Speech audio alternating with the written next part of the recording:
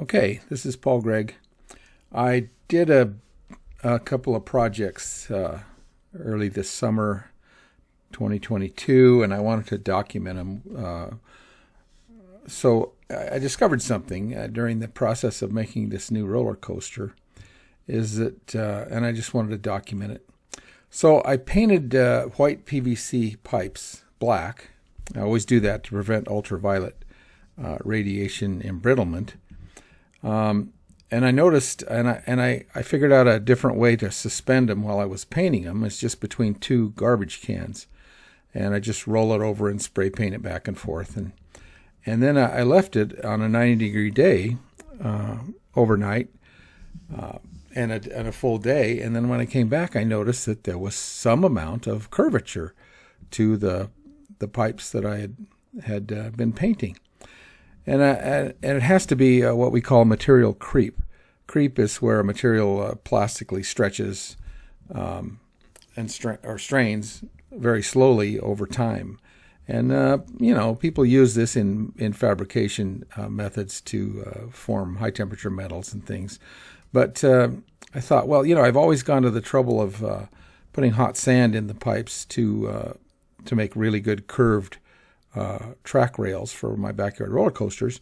And if you have a large enough radius, if you don't go to a very small radius, which I usually do, then I think you don't really have to hot form the rails if you stay above maybe a 17-foot radius, which is pretty big.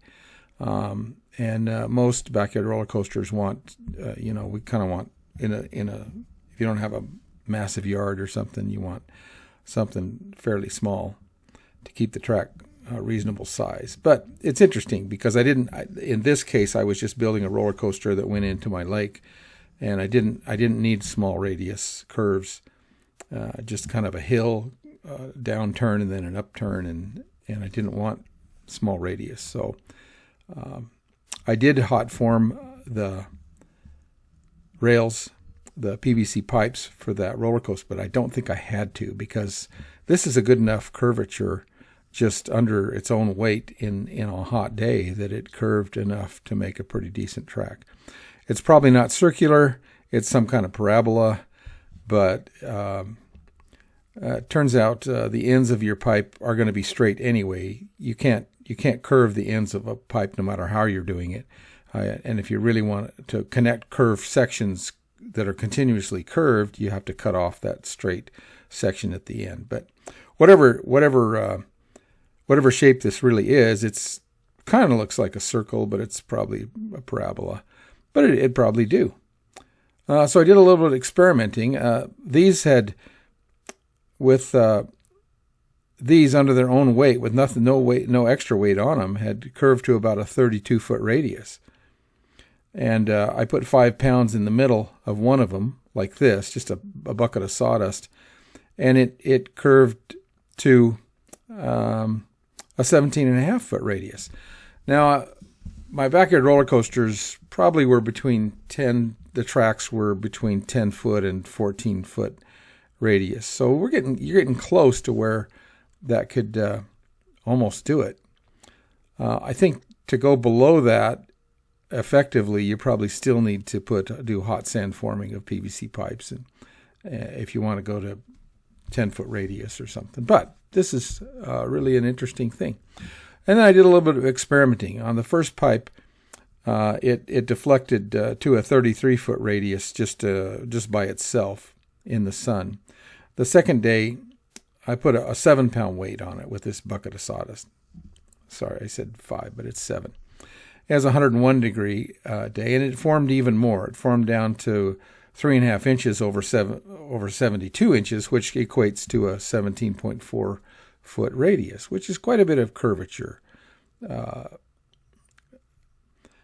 second pipe I turned upside down to see if it would form back to straight, and it did.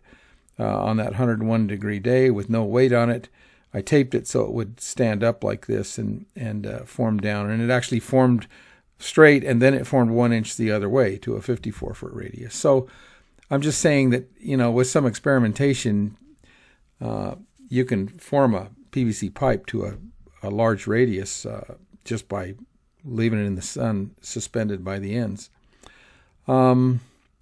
If you want a really good curvature, I'm convinced you need a really good tool, which is a cooling fixture that is made of wood, probably is what I did, and it's a really good curvatured surfacer, and as the PVC pipe cools down with the hot sand in it, it forms down on that really good tool surfaces. We have an expression in aerospace: good tooling makes good parts, and if you make a good tool, you'll get better parts. So in conclusion, I think it's feasible to make a backyard roller coaster with PVC pipe that's just been creep formed in the sun. You'd have to design it that way.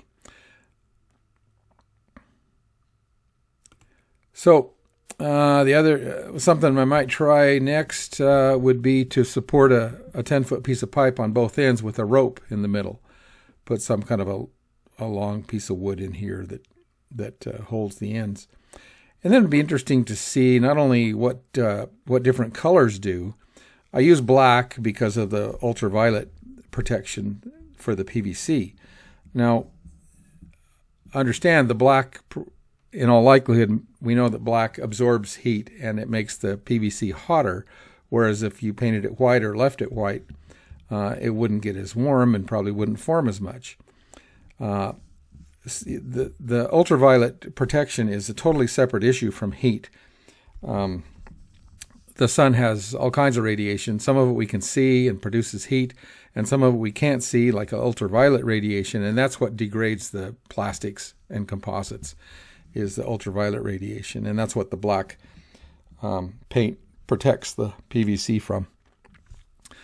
So it'd be interesting to hang this with different lengths of rope to put the pipe more in compression. It seems like something where the rope is short and held in the middle would produce a bigger curvature than one that was held high with a longer rope. And that's something that'd be an interesting study. And maybe I'll try that someday. So I just wanted to document my findings about new things I learned about bending PVC pipe. And thanks for listening.